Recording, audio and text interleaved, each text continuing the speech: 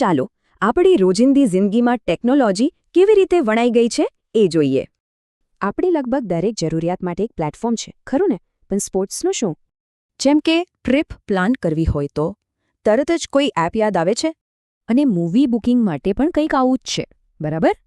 આ એપ્સ આપણી આદત બની ગઈ છે, કારણ કે એ આપણું કામ સરળ બનાવે છે. પણ એક ક્ષેત્ર એવું હતું જ્યાં આ બધું હજી સુધી પહોંચ્યું નહોતું.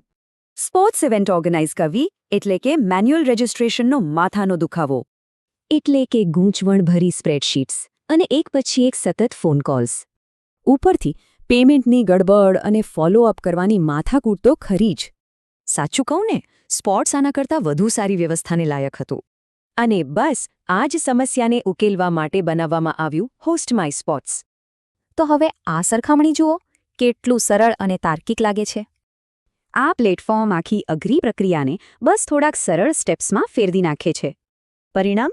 કોઈ ગૂંચવણ નહીં, કોઈ મેન્યુઅલ કામ નહીં, કોઈ જાતની માથાકૂટ નહીં.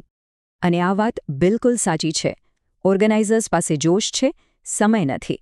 હોસ્ટ માય સ્પોર્ટ્સ આયોજકોને તેમનો કિંમતી સમય પાછો આપે છે રમત પર ધ્યાન આપવા માટે. તો આ કોના માટે છે? સ્પોર્ટ્સ કોચ, એકેડેમી કે પછી સ્કૂલ કોલેજ માટે? પણ આ માત્ર એક ટૂલ નથી. આ તો ભારતીય સ્પોર્ટ્સને ડિજિટાઇઝ કરવાની એક ચળવળ છે. એક સમયે એક ઇવેન્ટ, એક સમયે એક ઓર્ગેનાઇઝર અને એક સમયે એક રમત. કારણ કે દરેક રમત મહત્વની છે અને દરેક ઇવેન્ટને એક પ્લેટફોર્મ મળવું જ જોઈએ.